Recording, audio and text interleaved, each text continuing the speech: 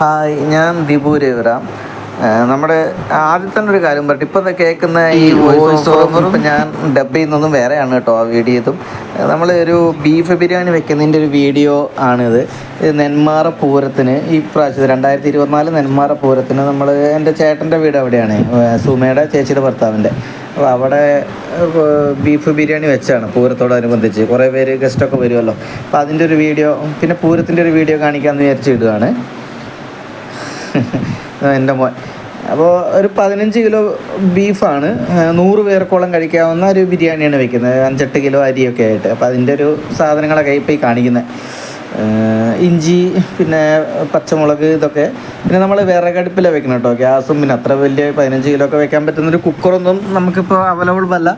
അപ്പോൾ ആവശ്യത്തിന് ഉള്ളി, ഇതിൻ്റെയൊക്കെ ഒരു ഏകദേശം ഒരു മനക്കണക്കാണ്. മനക്കണക്ക് മീൻസ് ഇപ്പോൾ കറക്റ്റ് ഇത്ര കിലോ ഉള്ളി, ഇത്ര ഇഞ്ചി, ഇത്ര അങ്ങനെയൊന്നും പറയാൻ പറ്റില്ല.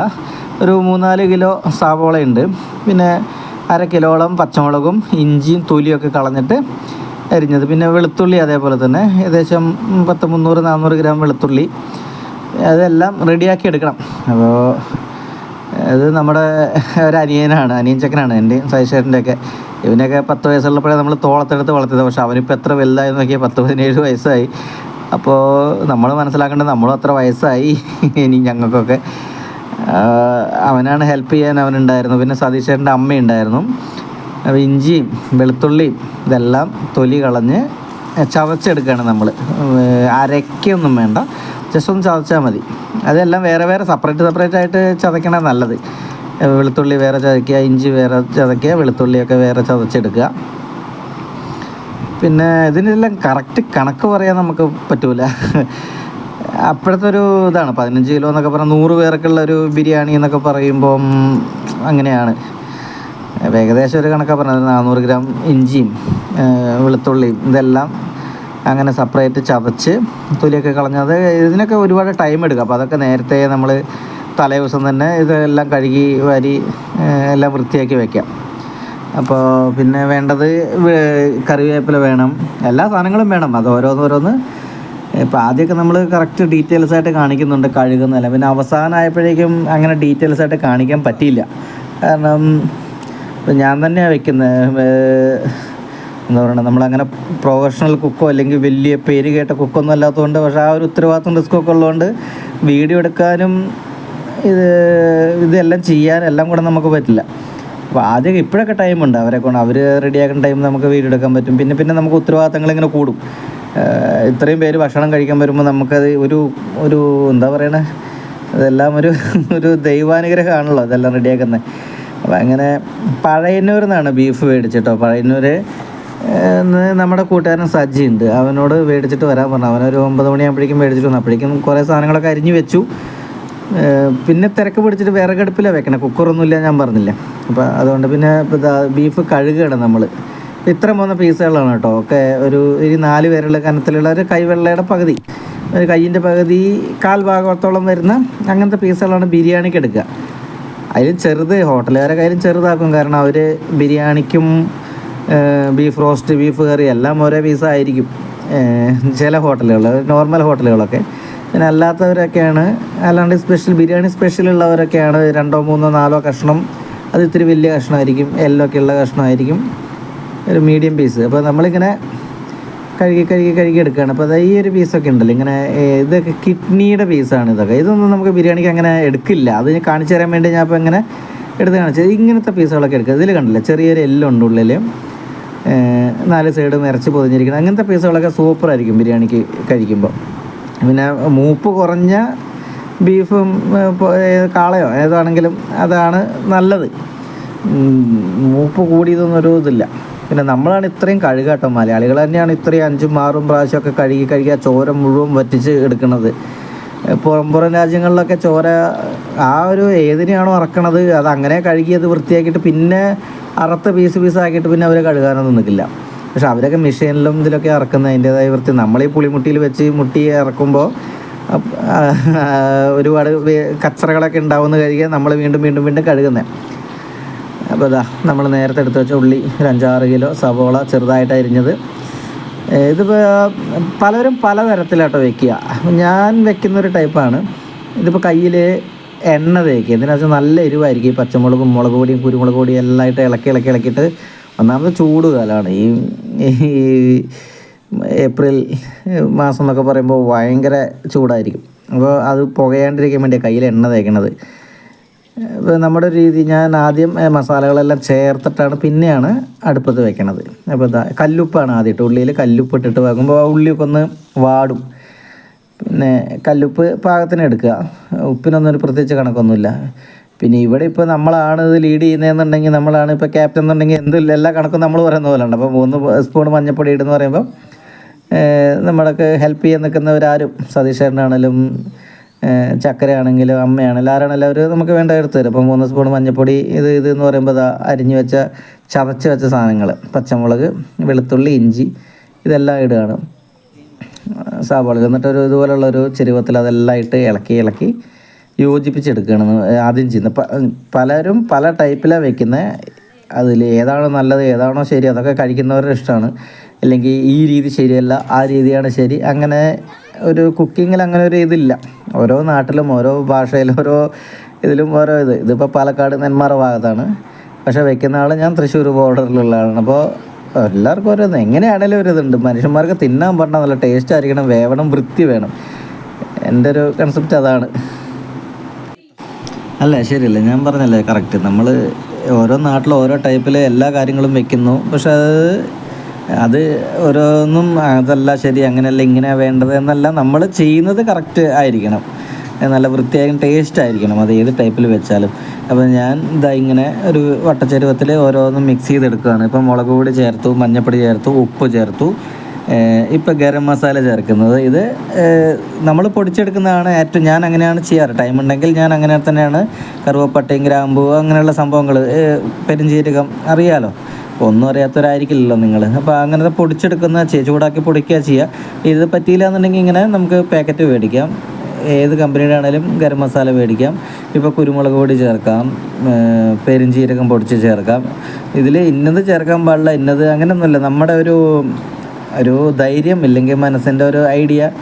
പിന്നെ ചേർക്കാൻ പാടാത്ത എന്തൊക്കെയുണ്ട് അത് നിങ്ങൾക്കറിയാം. ഇപ്പോൾ ഇതിലാരും പഞ്ചസാരയോ ശർക്കരയോ അല്ലെങ്കിൽ 10 കിലോ ഏലക്കയോ അങ്ങനെയൊന്നും ചേർക്കില്ല. അപ്പോൾ ഉലുവ അതൊന്നും ചേർക്കില്ല. അപ്പോൾ നമുക്കറിയാമല്ലോ എന്തൊക്കെ ചേർക്കാം, എന്തൊക്കെ ചേർക്കാൻ പാടില്ല, ഒരു ബിരിയാണിയിൽ എന്തൊക്കെ ഉണ്ടാവും. അപ്പോൾ അതുപോലെ തീരെ ഐഡിയ ഇല്ലാത്ത ആരും ഈ പണിക്ക് നിൽക്കരുത്. ഏകദേശം ഒരു നോളേജ്, ഒരു അറിവുള്ളവർ, ഒരു കഴിവുള്ളവർ ഇതൊക്കെ ചെയ്യുള്ളൂ. ഇപ്പോൾ 4 പേർക്ക് 5 പേർക്കൊക്കെ വെച്ച് നമ്മൾ പഠിക്കുക. പിന്നെ 10 പേർക്ക്, 15 പേർക്ക്, 20 പേർക്ക് അങ്ങനെ. ഇപ്പോൾ ഇത് ഓരോന്നും വീഡിയോ കണ്ടാൽ നിങ്ങൾക്ക് മനസ്സിലാവില്ല ഇപ്പോൾ എന്തൊക്കെ ഞാൻ ഇടുന്നത്. നേരത്തെ കുരുമുളക് പൊടി ഇട്ടെങ്കിൽ ഇപ്പോൾ ഈ ഇല, വയനില, കറുവപ്പട്ടയുടെ ഇല അല്ലെങ്കിൽ കറുവപ്പട്ടയുടെ അത്, അല്ലെങ്കിൽ ഇതെല്ലാം കൂടിയൊക്കെ പൊടിച്ച് ചേർക്കുന്നത്. ഒരു മസാല, ഒരു ബിരിയാണിയൊക്കെ ആകുമ്പോൾ ആ ഒരു ഇത് കിട്ടണമല്ലോ, ടേസ്റ്റ് കിട്ടണമല്ലോ. അപ്പോൾ അതിന് വേണ്ടി അത് ഇട്ട് ഇളക്കുന്നു. ഇളക്കി ഇപ്പോൾ ഇങ്ങനെ ഇളക്കുന്നതിന് ഒരു വേറൊരു തീയറി കൊണ്ടിട്ട് നമ്മൾ കല്ലുപ്പള്ളി ഇട്ടത് ആ ഒരു സൗണ്ട് കേൾക്കും. നമ്മൾ ഇളക്കിക്കൊണ്ടിരിക്കുമ്പോൾ അത് ഉടയുന്ന വരെ നമ്മളിങ്ങനെ ഇളക്കിക്കൊണ്ടിരിക്കും. ഇപ്പോൾ ഞാൻ ഇളക്കിക്കുമ്പോഴൊക്കെ കല്ലുപ്പിൻ്റെ ഒരു കരവര എന്നുള്ള ഈ സൗണ്ട് ഇങ്ങനെ കേൾക്കും. അപ്പോൾ ഈ ഓരോ സാധനം ഇട്ടിട്ട് അവസാനം ആകുമ്പോഴേക്കും ആ സൗണ്ട് ഇല്ലാണ്ടാവും, കല്ലുപ്പ് അലിഞ്ഞ് ചേരുന്നുള്ള സൗണ്ട് ഇല്ലാണ്ടാവും. പിന്നെ ഓരോ പ്രാവശ്യം ഇളക്കുമ്പോഴും നമുക്ക് ഇങ്ങനെ ശ്രദ്ധിക്കാം, അതിൽ ഉള്ളി ഉണ്ടായിരിക്കാം, സ്പൂൺ ഉണ്ടായിരിക്കും, എന്തെങ്കിലും മഞ്ഞപ്പൊടി എന്തെങ്കിലും അടപ്പുണ്ടായിരിക്കും. ഇതൊക്കെ നമുക്ക് കയ്യിൽ കിട്ടും. അപ്പോൾ അതൊക്കെ എല്ലാം എടുത്ത് മാറ്റി വീണ്ടും ചെത്തിക്കൊണ്ടുവന്ന് വീണ്ടും ഇടാം. ഇപ്പോൾ ഉള്ളി കിട്ടിയ പോലെ. ഇപ്പോൾ മല്ലിയില, ആവശ്യത്തിന് മല്ലിയില ചേർക്കണം. ഇത് എത്രയുണ്ട് ഏതുണ്ടെന്ന് ചോദിച്ചു കഴിഞ്ഞാൽ 20 രൂപയ്ക്ക്, അല്ലെങ്കിൽ ഇതിപ്പോൾ 50 രൂപയ്ക്കുള്ളതാണ്. അത് നിങ്ങളുടെ നാട്ടിൽ ചിലപ്പോൾ 4 ഇല 50-നായിരിക്കും. ചിലപ്പോൾ ഊട്ടി ഭാഗത്തുള്ളവർക്ക് വലിയൊരു കെട്ട് 50-ന് കിട്ടും. അപ്പോൾ അതല്ല, നമ്മുടെ ഒരു കയ്യിലെ പിടി ഉണ്ടല്ലേ, ഇങ്ങനത്തെ ഒരു പിടി, ഒരു 3 പിടി, ഇതാണ് മല്ലിയിലയും പുതിനയിലയും ഞാൻ ചേർത്തിരിക്കുന്നത്. പിന്നെ ഇതൊന്നും കൂടിയാലും കുറഞ്ഞാലും ഒന്നും ഒരു പ്രശ്നമല്ല. ഇതിലൊന്നും ഒന്നും സംഭവിക്കാൻ പോകുന്നില്ല. ഒരു കൈപ്പുണ്യം ഉണ്ടെങ്കിൽ ടേസ്റ്റ് ഉണ്ടായിരിക്കും. നമുക്കൊരു കൈപ്പുണ്യം, നമുക്കൊരു ആത്മാർത്ഥത ഉണ്ടെങ്കിൽ അതിൻ്റെ ഒരു രുചി ഉണ്ടായിരിക്കും. മല്ലിയിലല്ലാട്ട് വീണ്ടും ഇളക്കി. ഇനി തക്കാളി ഇട്ട് ഇളക്കുകയാണ്. ഈ തക്കാളിയും ജ്യൂസ് പോലെ നമ്മൾ കൈ കൊണ്ട് തന്നെ ഉടച്ച് ചേർക്കും. ഇപ്പോഴേക്കും ഉള്ളിയൊക്കെ വാടിയിട്ടോ, കല്ലുപ്പിൻ്റെ സൗണ്ടൊക്കെ കുറഞ്ഞു. അതായത് കല്ലുപ്പ് അലിഞ്ഞ് ചേർന്നു. ഇഞ്ചിയും വെളുത്തുള്ളിയും മുളകും ഒക്കെ പേസ്റ്റ് എവിടെയെന്ന് ചോദിച്ചാൽ കണ്ടുപിടിക്കാൻ പറ്റില്ല. അതൊക്കെ അലിഞ്ഞ് എല്ലാ ഉള്ളിലും ചേർന്നു.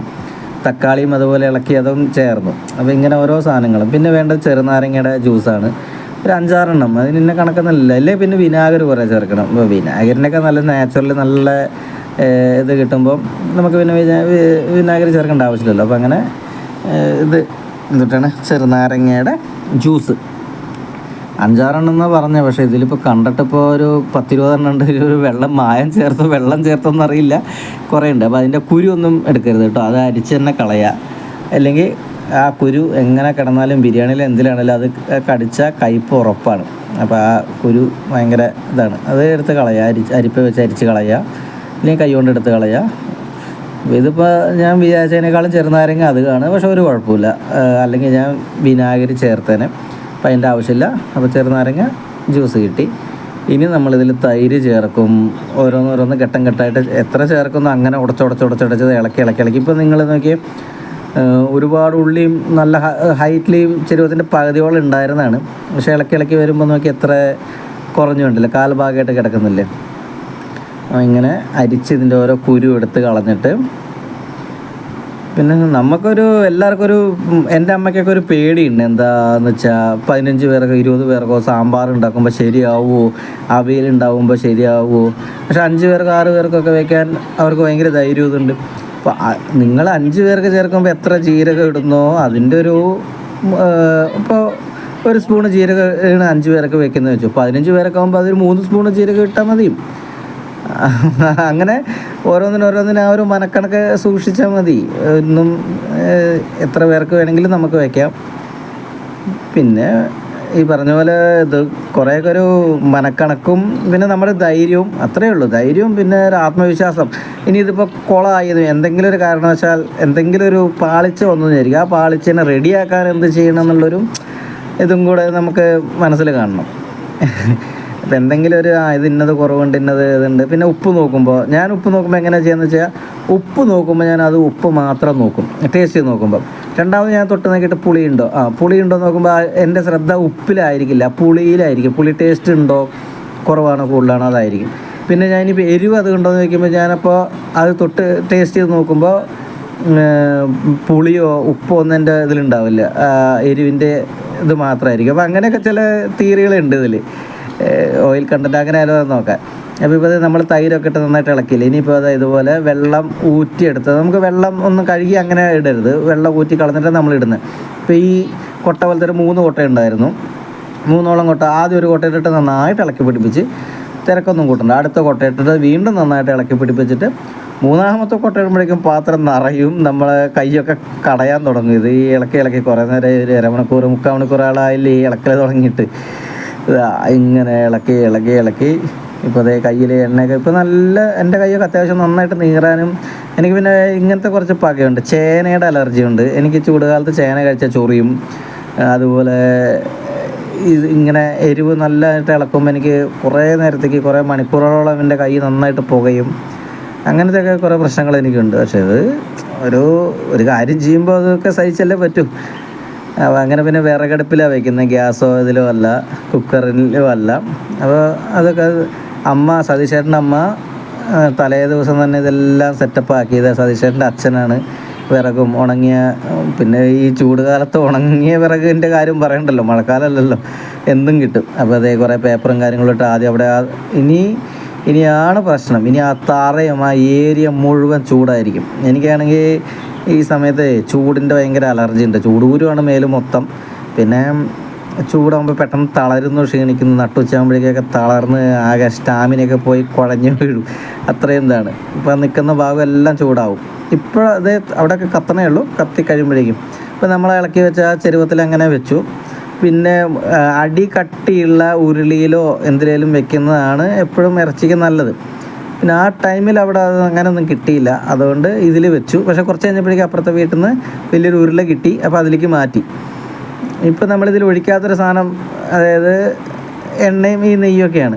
അപ്പോൾ ആദ്യം കുറച്ചേരം ഇങ്ങനെ വെച്ചത് എന്തിനാണെന്ന് വെച്ചാൽ ആ ബീഫിൻ്റെ നെയ്യും കാര്യങ്ങളൊക്കെ കുറച്ച് ഉരുകി വരും, അപ്പോൾ അതിന് വേണ്ടിയാണ്. പിന്നെ ഇതിൽ തുള്ളി വെള്ളം ഒഴിച്ചിട്ടില്ല. അപ്പോൾ നമ്മൾ ഇളക്കി വെച്ച തക്കാളിയുടെ ഉള്ളിയിലൊക്കെ അപാര വെള്ളമാണ്, തക്കാളിയിൽ അതിനേക്കാൾ കൂടുതൽ വെള്ളമാണ്, ബീഫിലും ചിക്കനും അതിനേക്കാൾ കൂടുതൽ വെള്ളമാണ്. അപ്പോൾ ഈ സംഭവങ്ങളൊക്കെ അതിൽ ഊർന്ന് വരും. നെയ്യും, ബീഫിന് അത്യാവശ്യം നെയ്യുണ്ടെങ്കിൽ ആ നെയ്യും വരും. അതാണ് ഞാൻ എണ്ണയും കാര്യമൊന്നും ഒഴിക്കാത്തത്. പിന്നെ ഈ സാധനമൊക്കെ വേണം, ടേസ്റ്റ് കിട്ടണമെങ്കിൽ വായലി വഴവഴപ്പ് ഒരു ഇത് വരണമെന്നുണ്ടെങ്കിൽ ഒരുപാട് എണ്ണ, ഒരുപാട് നെയ്യും. ഈ ഹോട്ടലുകാർ കാണിക്കണ പോലെ കയ്യൊക്കെ അതിൽ തൊടുമ്പോഴേക്കും കയ്യിൽ 5 വിരലിലും നിറച്ച് എണ്ണയാവുമ്പോഴാണ് ഈ കുഴ ടേസ്റ്റും ഇതും വരുന്നത്. പക്ഷേ വീട്ടിലേക്ക് നമുക്ക് വേണ്ടി മാത്രം ഉപയോഗിക്കുന്നുണ്ടെങ്കിൽ എത്രത്തോളം കുറച്ച് എണ്ണയോ കാര്യങ്ങളോ നമ്മൾ ചേർക്കാൻ പറ്റും അത്രയും ചേർക്കുക. കാരണം ഓൾറെഡി ആ ഇതിലൊക്കെ കൊഴുപ്പിൻ്റെ ഇതാണ് ഉള്ളത്. അപ്പോൾ ഞാൻ ചെറിയ ഈ 2 പാക്കറ്റ് ഡാൽഡ ഇട്ടു, പിന്നെ കുറച്ച് വെളിച്ചെണ്ണ ഒഴിച്ചു, പിന്നെ അവസാനം നമ്മൾ ചോറൊക്കെ ആക്കുമ്പോൾ കുറച്ച് നെയ്യ്. എന്നാലും ഞാൻ എൻ്റെ അതിന് ടേസ്റ്റ് കുറയും, പക്ഷേ ഹെൽത്തി ആയിരിക്കും. ഒരുപാട് നെയ്യും കാര്യങ്ങളൊന്നും നമ്മൾ കുടിക്കേണ്ട ആവശ്യമില്ല. ഞാൻ ഉണ്ടാക്കുമ്പോൾ ഞാൻ അങ്ങനെ ചെയ്യാറ്. ഇതിപ്പോൾ കുഞ്ഞ് 2 പാക്കറ്റ് ഡാൽഡയിലിട്ടു. ഇതാണ് സാജി കേട്ടോ, എൻ്റെ ഫ്രണ്ട്. ഇവനാണ് ബീഫ് മേടിച്ചിട്ട് വന്നത്. മൂത്ത ബീഫായിരുന്നു, അവൻ്റെ കുഴപ്പമില്ല, അന്ന് മൂത്ത ബീഫാണ് അർത്ഥം. അതുകൊണ്ട് വേവാനൊക്കെ ഒരുപാട് ടൈം എടുത്തു. ആ ഒരു പ്രശ്നം കൊണ്ട് ഇത് കുളമാവുമോ എന്ന് ഒരു ഘട്ടത്തിൽ പേടിച്ചു. പക്ഷേ ഈ ചൂടും പിന്നെ ഉരുളിയിൽ അവസാനം വെച്ചത് ആ ഒരു ഇതൊക്കെ ആയി ഇത് ഈ അടുപ്പിൽ നിന്നൊക്കെ മാറ്റി കഴിയുമ്പോഴും പിന്നെ വെന്ത് നമ്മൾ കഴിക്കാറാവുമ്പോഴേക്കൊക്കെ സംഭവം കറക്റ്റ് വേവ് അടിപൊളി മീൻസ് വെന്തു, കഴിക്കാൻ പറ്റി. ഇല്ലയെന്നുണ്ടെങ്കിൽ പെട്ടുപോകും. നമ്മളിങ്ങനത്തെ ഒരു പരിപാടിയിൽ മൂപ്പ് കൂടിയ ബീഫൊക്കെ ആകുമ്പോൾ പെട്ടുപോകും. പക്ഷേ കുഴപ്പമില്ല. അപ്പോൾ അത് അവിടെ കിടന്ന് വേവുന്നു. ഈ ടൈമും കൊണ്ട് ഇവിടെ സലാഡിനും പിന്നെ ബിരിയാണിയാണല്ലോ വയ്ക്കുന്നത്. അപ്പോൾ ആ ചോറിനും വേണ്ടിയിട്ട് ഞാൻ സെപ്പറേറ്റാണ് വെക്കാറ്. എനിക്ക് മറ്റേത് ഞാൻ കുറച്ച് പേർക്ക് 10, 15, 25 പേർക്കാണെങ്കിൽ ഞാൻ ദമ്മിട്ടിട്ട് ഒപ്പം വയ്ക്കും. അത് അരിയും ചോറും ഇത് കറക്റ്റ് വെള്ളമൊക്കെ ഒഴിച്ചിട്ട് അങ്ങനെ ദമ്മാക്കി വയ്ക്കും. പക്ഷേ ഒരുപാട് പേർക്കാണെന്നുണ്ടെങ്കിൽ എനിക്ക് അതിൽ ഇത്തിരി വിശ്വാസം ഇതുവരെ ആയിട്ടില്ല, ഒരു ധൈര്യം ആയിട്ടില്ല. പുലാവൊക്കെ അങ്ങനെ വെക്കും, കുഴപ്പമില്ല. പക്ഷേ ബിരിയാണി ഞാൻ വെള്ളം വറ്റിച്ച് വെക്കുന്നത് ഞാൻ ചെയ്യാറില്ല. ഞാൻ ഒരുപാട് പേർക്കാണെന്നുണ്ടെങ്കിൽ വെള്ളം ഊറ്റിക്കളഞ്ഞിട്ട് ചോറ് ഇങ്ങനെ ലെയറായിട്ട് ഇട്ടിട്ട് തന്നെ ചെയ്യാറുള്ളൂ. അങ്ങനെ ഒരു കുറവ് എനിക്കുണ്ട്. അത് ഞാൻ എവിടെയും സമ്മതിക്കും. അന്നും സമ്മതിച്ചു. അന്നും അവരോട് പറഞ്ഞു അതെനിക്കറിയില്ല, എനിക്കൊരു പേടിയാണ്. ഇതാണ് പുലാവും അങ്ങനത്തെ ഒക്കെ സംഭവങ്ങളും ഓക്കെ. വെജിറ്റബിളിൻ്റെ എന്തൊക്കെ ആണെങ്കിൽ ഓക്കെ. ചിക്കൻ ആണെങ്കിലും ഒരു പരിധി വരെ ചെയ്യാം. പക്ഷേ ഒരുപാട് പേർക്ക് ഈ പറഞ്ഞ പോലെ 100 പേർക്കൊന്നും എനിക്ക് അതിനുള്ള കഴിവില്ല. ഇതുപോലെ ഞാൻ ഇതും ചോറ് വേറെ വയ്ക്കും, ബിരിയാണി വേറെ വയ്ക്കും. അത് ദമ്മാക്കിയിട്ട് അടിപൊളിയാക്കിയിട്ട് കുഴപ്പമില്ല എന്നുവരെ അങ്ങനെ ചെയ്യും. അപ്പോൾ ഇതാ ഇളക്കി നെയ്യ് ഒഴിച്ചു. നെയ്യല്ല, ഡാൽഡ ഇട്ടിട്ടുണ്ട്, വെളിച്ചെണ്ണ ഒഴിച്ചിട്ടുണ്ട്. ഇനി ഈ സംഭവം അവിടെ കിടന്ന് വിറകടുപ്പിലാണ് കത്തൽ നോക്കി തിളയ്ക്കുന്നുമുണ്ട്. പക്ഷേ ഈ കട്ടി കുറഞ്ഞ അലുമിനിയത്തിൻ്റെ ഒരു ഇതായതുകൊണ്ട് ഇടയ്ക്ക് കൊടുക്കണം, ഇല്ലെങ്കിൽ പണി കിട്ടും. ഇപ്രാവശ്യം എനിക്ക് കിട്ടേണ്ടതായിരുന്നു. പിന്നെ സജി കറക്റ്റ് ഇതുമായിട്ടൊന്ന് തുറന്നു നോക്കട്ടെ, ഇളക്കട്ടെ. എന്നാൽ നോക്കിക്കോ, എനിക്ക് വയ്യടാ, ഭയങ്കര ചൂട്, അവിടെ പോകാൻ വയ്യ എന്ന് പറഞ്ഞിട്ട് ഞാൻ ഇരുന്നുകൊണ്ട് അവൻ പോയി ഇളക്കിയപ്പോഴാണ് അടിയിൽ വെള്ളമുണ്ട്, എന്നാലും ഇത് കനം കുറഞ്ഞ ചട്ടി നല്ല തീയും ആയതുകൊണ്ട് അടി പിടിക്കും. അവൻ പിന്നെ ഇളക്കി ആ പാവം പിടിച്ചവൻ നോക്കി അവൻ കാലൊക്കെ വെച്ചേക്കണം നോക്ക്.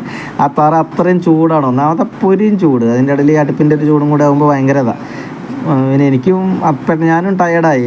ഈ വേർത്ത് ഒലിച്ച് ആകെ ഇതായപ്പോൾ എനിക്കും ഇളക്കാൻ വയ്യ. അപ്പോൾ അവനോട് ഇളക്കാൻ പറഞ്ഞു. ഞാൻ സൈഡിൽ ബാക്കി കാര്യങ്ങൾ നോക്കുകയാണ്. ഈ നേരം കൊണ്ട് അവിടെ ക്യാരറ്റ് അരിയുന്നുണ്ട്, ഇതിന് വേണ്ട, അതായത് ചോറ് വയ്ക്കാൻ വേണ്ടതും സലാഡ് വയ്ക്കാൻ വേണ്ട കാര്യങ്ങളായിരിക്കുന്നത്. ആ സമയം കൊണ്ട് ഇതിലൊരു തുള്ളി വെള്ളം ഒഴിച്ചിട്ടില്ല.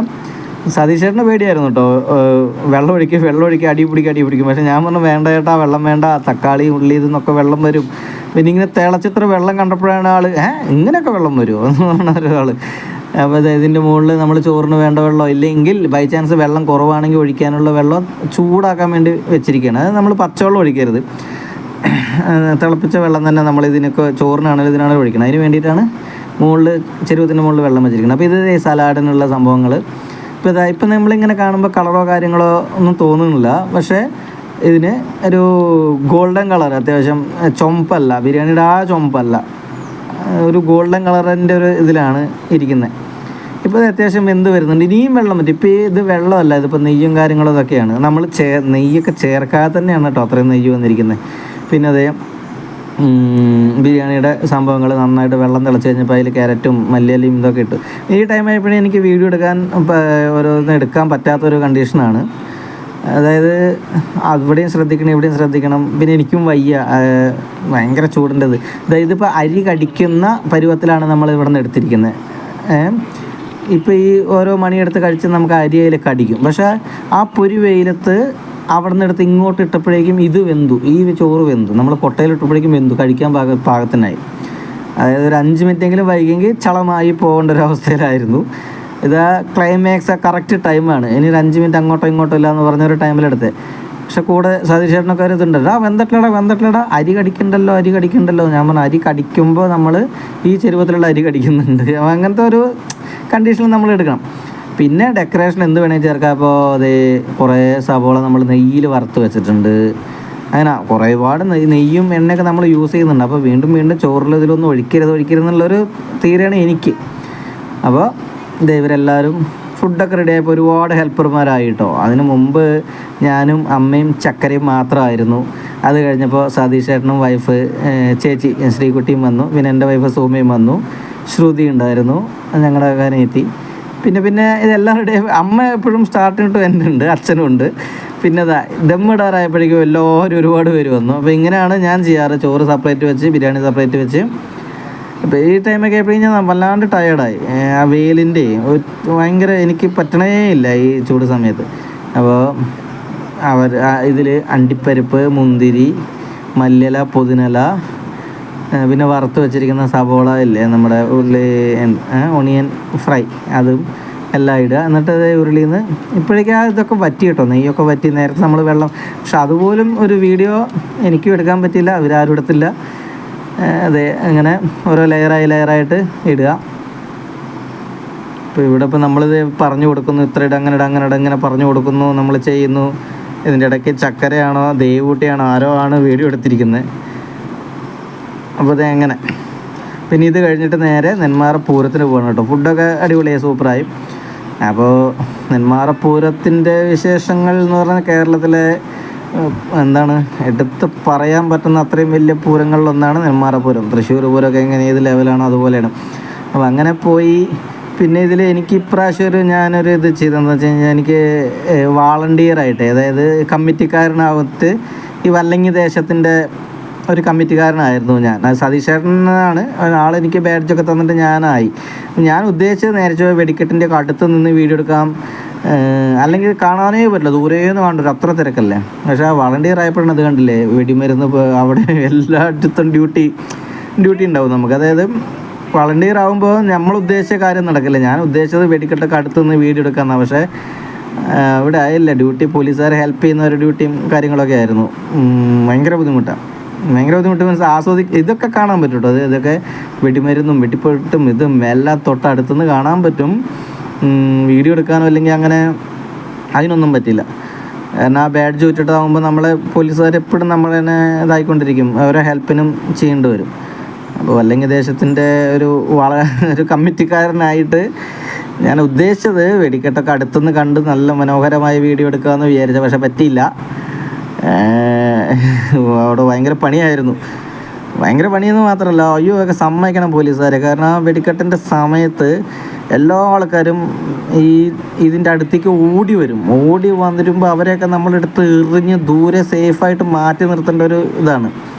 പിന്നെ പന്തലും കാര്യങ്ങളൊക്കെ ഇപ്രാവശ്യത്തെ പന്തൽ ഇത് കഴിഞ്ഞ വർഷത്തെ പന്തലാട്ടോ. കഴിഞ്ഞ വർഷത്തെ എന്താണെന്നറിയോ, ഓരോ പ്രാവശ്യം ഇങ്ങനെ ഡെവലപ്പായി വരില്ലേ. ഇപ്രാവശ്യം ഇതിൽ കുറേ മറ്റേ ആ ലൈറ്റിന് എന്താ പറയുന്നത്, സ്പോട്ട് ലൈറ്റോ വലിയൊരു ഇതില്ലേ, അതൊക്കെ ഒരുപാടുണ്ടായിരുന്നു. അത് കണ്ണിലടിക്കുന്നു, നമുക്ക് ഭയങ്കര ഒരു സുഖമായില്ല, എന്തോ എനിക്കങ്ങോട്ട് പറ്റിയില്ല.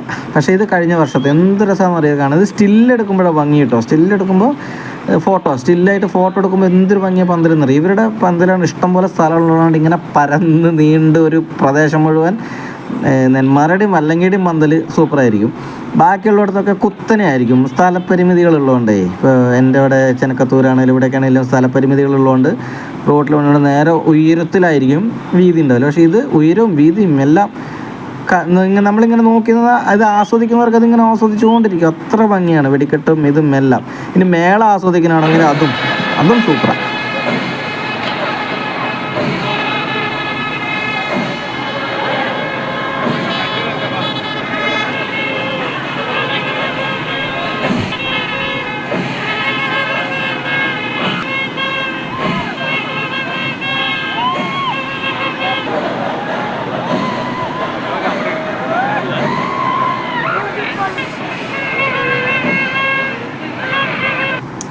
അങ്ങനെ ഓരോരുത്തരുടെ ആസ്വാദന രീതി ഓരോ തരത്തിലാണ്.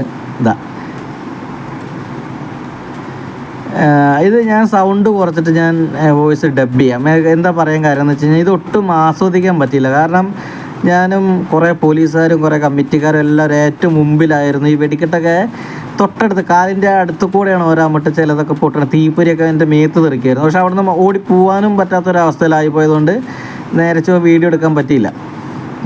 ഇനി ജന്മം ഉണ്ടെങ്കിൽ ഞാനും വെടിക്കെട്ടിൻ്റെ ഇത്ര അടുത്ത് നിൽക്കില്ല. ഒരു കമ്മിറ്റിക്കാരനോ അല്ലെങ്കിൽ ഒന്നിൻ്റെയും കമ്മിറ്റിക്കാരനാവില്ല. കാരണം മതിയായി, മടുത്തു. അത്രയും റിസ്ക്കാണിത്. ഈ ആൾക്കാർ നമ്മളെ പുറകെ ഓടിയ വരുന്നത്. ഇവരെ തള്ളി പോലീസുകാരെ ലാത്തേക്ക് നല്ല അടി അടിക്കും. ഏറ്റവും ഓടി വരുന്നവനെ നല്ല അടി അടിക്കും. പക്ഷെ നമ്മളും ഈ സപ്പോർട്ട് ചെയ്യണം പോലീസുകാരനെ. കാരണം അവരൊരു 10 പേര് തിരിച്ച് പോലീസുകാരെയും തല്ലാൻ പാടില്ലല്ലോ. അപ്പോൾ ഒരു ഹെൽപ്പിന് നമ്മളൊപ്പം നിൽക്കും. ഈ വരുന്നവരെയൊക്കെ ഓടിച്ചു വിട്ടിട്ട്. അപ്പോൾ അങ്ങനെ ആയിരുന്നു. അതിൻ്റെ ഏറ്റവും അടുത്ത് നിന്നുകൊണ്ട് ഇത്ര അടുത്തൊന്നും ഒരു മനുഷ്യനല്ല. വെടിക്കെട്ടുകാരും പിന്നെ നമ്മൾ മാത്രമേ ഇത്ര അടുത്തുണ്ടായിരുന്നുള്ളൂ. പക്ഷെ ഒരുപാട് കലാശം എന്നൊക്കെ പറയില്ലേ, അവസാനത്തെ കൂട്ട് ആ ഭാഗമൊക്കെ എത്തിയപ്പം ഭയങ്കര തീയും എൻ്റെയൊക്കെ മേത്ത് ഒരുപാട് തീയും തെറിച്ചു. പക്ഷെ അപ്പോഴും ഞങ്ങളപ്പം എനിക്ക് എൻ്റെ ജീവനാണല്ലോ വലുത്. ഞാൻ അവിടെയൊക്കെ എപ്പോഴേക്കും നിർത്തി, ഒപ്പം പോക്കും ആൾക്കാരെ തടയിലൊക്കെ നിർത്തി. പക്ഷെ എന്നിട്ടും പോലീസുകാർ പാവങ്ങൾ അതിൻ്റെ പുറകെ ചെവിയിൽ വിരൽ തിരികിയിട്ട് അവരതിൻ്റെ ഒപ്പം ഓടിയിട്ട് ഈ പുറകെ വരുന്ന പ്രാന്തന്മാരെ ഈ കടുത്ത വെടിക്കെട്ട് ആരാധകരൊക്കെ ഉന്തി മാറ്റി കാലിൻ്റെ താഴെ ലാത്തിക്ക് അടിച്ചിട്ടും അവരിത് നിൽക്കണമൊക്കെ പോലീസുകാരാട്ടോ. ചിലത് വെടിക്കെട്ട് സ്ഥിരം പണിക്കാരുണ്ടല്ലോ, അവരും ഇതിൻ്റെ ഒപ്പം ഓടും. എന്തിനാണെന്ന് വെച്ച് കഴിഞ്ഞാൽ എന്തെങ്കിലും ഒരു അപാകത വന്ന് തീ കെട്ട് കഴിഞ്ഞാൽ തീ കൊടുക്കാൻ വേണ്ടിയും അങ്ങനെ പല കാര്യങ്ങൾക്കും അവരൊപ്പം ഓടും. പോലീസുകാർ ഇവരുടെ എല്ലാം ജീവൻ രക്ഷിക്കാൻ വേണ്ടി ഒപ്പം ഓടും. പിന്നെ ഒരു കാര്യമില്ലാണ്ട് കുറേ പ്രാന്തന്മാർ കള്ളും കുടിച്ച് ഇതിൻ്റെ പുറകെ ഇടഞ്ഞു ഓടും. അവന്മാരെയൊക്കെ നോക്കാനാണ് നമ്മളെല്ലാം വാളണ്ടിയറായിട്ട് നിൽക്കുന്നത്. അപ്പോൾ ഇതെനിക്കൊന്നും ആസ്വദിക്കാനേ പറ്റില്ല. ഈ വെടിക്കെട്ട് തൊട്ടടുത്ത് എൻ്റെ ചെവിയുടെയൊക്കെ ഇത് ഇളകി. എനിക്ക് അത്രയും ഡേഞ്ചറായിരുന്നു. ഇത് നോക്കിയേ, ഒന്നും കാണാനല്ലോ. ഞാനൊക്കെ ഇവിടെ നിന്നു പേടിച്ചിട്ട്. പക്ഷേ ഇത് കഴിഞ്ഞ് ഇതിപ്പോൾ വല്ലങ്ങി ദേശത്തിന് ഇത് കഴിഞ്ഞുള്ള നെന്മാറ ദേശത്തിൻ്റെ വെടിക്കെട്ട് ശരിക്കും ആസ്വദിക്കാൻ പറ്റും. കാരണം ഞാൻ ആ കമ്മിറ്റിക്കാരനല്ല, ആ ഭാഗത്തേക്ക് പോവും വേണ്ട. അതുകൊണ്ട് കുറച്ച് സുരക്ഷയായിട്ടുള്ളൊരു ദൂരം, ഒരു 50 മീറ്റർ മാറി നല്ലൊരു സ്ഥലത്ത് നിന്ന് നന്നായിട്ട് ആസ്വദിച്ച് ആ വെടിക്കെട്ട് കാണാൻ പറ്റി. നമ്മളങ്ങനെയാണ് ചെയ്യേണ്ടത് കേട്ടോ. ഒരിക്കലും ഇതിൻ്റെ പുറകെ പോയാലും നമുക്ക് വീഡിയോ എടുക്കാനും പറ്റില്ല. കാരണം താഴെ നിന്ന് പോണതും മുകളിൽ നിന്ന് പൊട്ടണതും ഒരുമിച്ച് ഒരു ഫ്രെയിമിൽ കിട്ടണമെങ്കിൽ ഒരു 50 മീറ്റർ മാറി എന്നെങ്കിൽ മാത്രമേ കിട്ടൂ. അല്ലെങ്കിൽ ഒന്നെങ്കിൽ താഴെ നിന്ന് പോകണതോ അല്ലെങ്കിൽ മുകളിൽ പോയി പൊട്ടണതോ ഏതെങ്കിലും ഒന്നേ കിട്ടുള്ളൂ. അതും നല്ല കട്ടയും തീയും എല്ലാം നമ്മുടെ മേത്ത് വന്ന് തെറിക്കും. അതുകൊണ്ട് അടുത്ത് പോയി നിന്ന് കാണേണ്ട ഒരു ഇതല്ല വെടിക്കെട്ട്. നിശ്ചിത അകലത്തിൽ നല്ല ഫ്രെയിം കിട്ടണം. നല്ല തടസ്സമില്ലാണ്ട് നല്ലൊരു ഫ്രെയിം കിട്ടിക്കഴിഞ്ഞാൽ നമുക്കൊരു വെടിക്കെട്ട് ആസ്വദിച്ച് വീഡിയോ എടുക്കാൻ പറ്റും.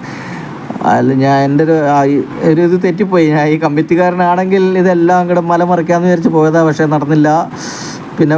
പിന്നെ ഓരോരുത്തർക്കും ഓരോ ഇതല്ലേ. ഈ 15 മിനിറ്റുള്ള വെടിക്കെട്ട് കാണാനും ചിലപ്പം 1 മണിക്കൂറുള്ള മേളം കാണാനും ചിലർക്ക് പന്തൽ കാണാനായിരിക്കും ഇഷ്ടം.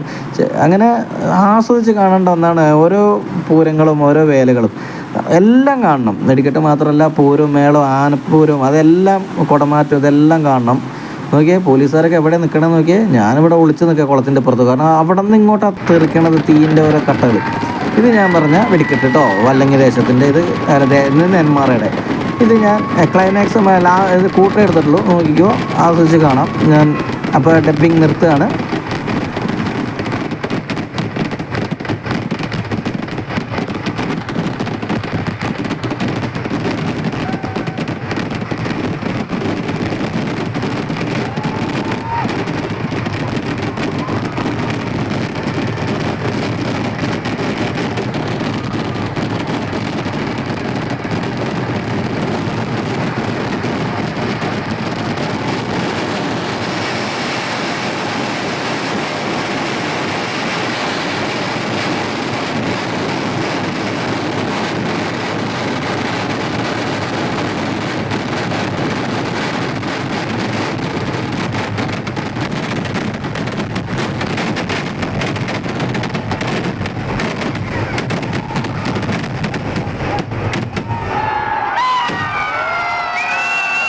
അങ്ങനെ 2024 വെടിക്കെട്ട് കഴിഞ്ഞു. ഇത് പൂരപ്പറമ്പും കാര്യങ്ങളൊക്കെ നല്ല തിരക്കാണ്.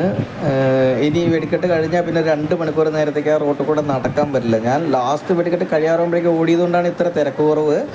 പക്ഷേ നിങ്ങൾക്ക് വഴി ഞാൻ ഇപ്പോൾ വീഡിയോയിൽ കാണിച്ചു തരാം. അങ്ങോട്ടും ഇങ്ങോട്ടും നടക്കാൻ പറ്റാത്ത അത്രയും കണ്ടീഷനിലാണ് ആ റോഡിൻ്റെ തിരക്ക്. നേരം വെളുക്കുന്നവരെ. പിന്നെ റോഡിൽ 2 സൈഡ് ഇതുപോലെ ഫുഡും കാര്യങ്ങളും എല്ലാം ഉണ്ടായിരിക്കും. ഇത് എല്ലാ വർഷവും ഇങ്ങനെ തന്നെയാണ്. അവിടെ എത്ര തിരക്കുണ്ട് എന്തുണ്ടെന്ന് വെച്ചാൽ ഒരു മനുഷ്യനും വരാതിരിക്കുന്നില്ല. നിങ്ങളും വരിക, ഈ തിരക്കിൽ അലിഞ്ഞു ചേർന്ന് ആസ്വദിച്ച് നമ്മുടെ ഓരോ ദിവസവും ഓരോ വർഷങ്ങളും ആസ്വദിക്കുക. അപ്പം എന്തായാലും എൻ്റെ ഒരു അടിപൊളിയായിരുന്നു. ഞാൻ ശരിക്കും ആസ്വദിച്ചു, എൻ്റെ ഫ്രണ്ട്സും നല്ല രീതിക്ക്. ഫുഡൊക്കെ ബിരിയാണിയുടെ കാര്യം അടിപൊളിയായിരുന്നു കേട്ടോ, സൂപ്പറായിരുന്നു. ഞാൻ വെച്ചുകൊണ്ട് ഞാൻ തന്നെ പൊക്കി പറയുമല്ല, ബാക്കി എല്ലാവരും പറഞ്ഞൊരു അഭിപ്രായമാണ്. ഇത് കുളമാവുമോ എന്ന് തോന്നിയ കുറച്ച് ഘട്ടങ്ങളുണ്ടായിരുന്നു. ഒന്നാമത് മൂത്ത ബീഫായിരുന്നു, കറക്റ്റ് ടൈമിൽ വേവൂ എന്നുള്ളൊരു പ്രശ്നമൊക്കെ ഉണ്ടായിരുന്നു. പക്ഷേ അതും കുഴപ്പമില്ല. പിന്നെ അതെല്ലാം വിളമ്പി വെച്ച ആ ഭംഗിയും കാര്യങ്ങളും വീഡിയോ എടുത്ത് കാണിക്കാനും പറ്റിയില്ല. ആ ടൈമിലൊക്കെ ഞാൻ ബിസി ആയിപ്പോയി. അടുത്തതിൽ ഇനി ശ്രമിക്കാം. എൻ്റെ വീഡിയോ ഇഷ്ടമായെങ്കിൽ ഷെയർ, ലൈക്ക്